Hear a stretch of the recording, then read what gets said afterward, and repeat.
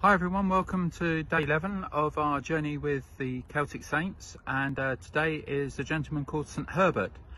St Herbert lived roughly at the same time as another gentleman called St Cuthbert, who was much more widely known as an abbot in Lindisfarne and also a great evangelist who travelled the highways and the byways of northern England and down into the Midlands and shared the Christian gospel with all whom he met.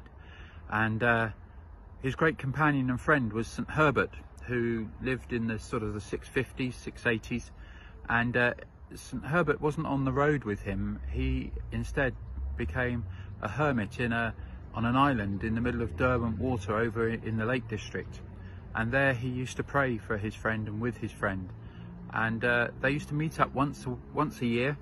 Herbert would come all the way over from Cumbria to Lindisfarne, and they would meet together and share the gospel together and laugh and discuss and encourage one another, and pray together.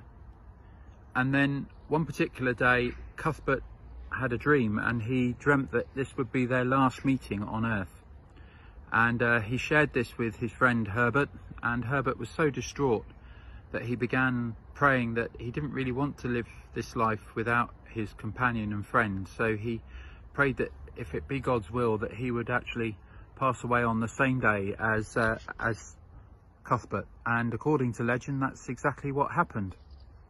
Each in their own places, and on the same day they both left this life and went to heaven, and there were reunited in friendship and companionship. And really then Herbert stands for all those people in our own lives who walk this spiritual life with us.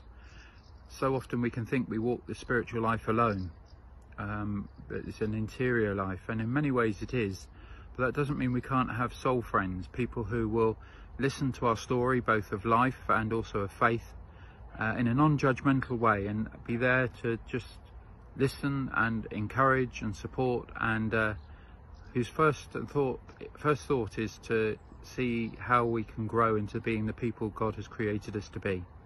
This is a great gift, and we've looked at it a little bit before. In the Celtic tradition it's what's called the Anam Cara, the great soul friend, and many, if not all, the Celtic saints had their own soul friend, and it may well be less popular than the upfront role, the person who's out there like Cuthbert was on the highways and byways being the evangelist. But actually in the quietness and the stillness, it enables us to glimpse God.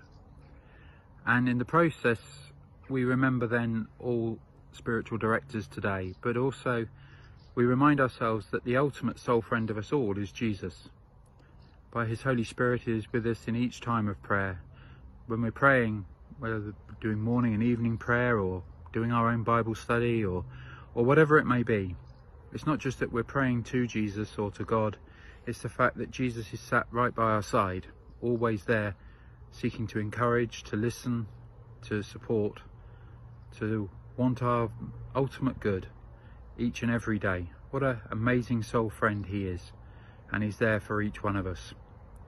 So today, as we remember St Herbert, we remember all spiritual directors, but we particularly remember that Jesus is our spiritual director, the great spiritual director, the great soul friend, the Anam Cara, both for us as individuals, but also for the world. And I want to close with the poem that William Wordsworth wrote in memory of St Herbert all those years ago. I wouldn't say it was necessarily the best poem in the world, but I'll read it to you because it sort of captures something of what St Herbert's contribution to the life of the spiritual life and the life of the world and the church is.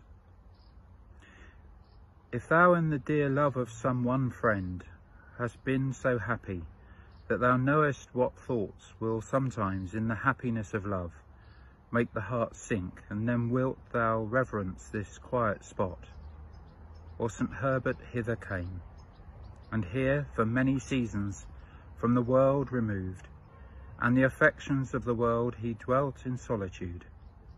He living here, this island's sole inhabitant, had left a fellow labourer whom the good man loved as his own soul, and when within his cave alone he knelt before the crucifix, while o'er the lake the cataract of Loder peered to his horizons, and when he paced along the beach of this small isle and thought of his companion, he had prayed that both might die in the same moment. Nor in vain so he prayed, as our chronicles report, though here the hermit numbered his last days, far from St. Cuthbert, his beloved friend, these two holy men both died in the same hour. Friendship. Beautiful. Have a good day. God bless. Bye for now.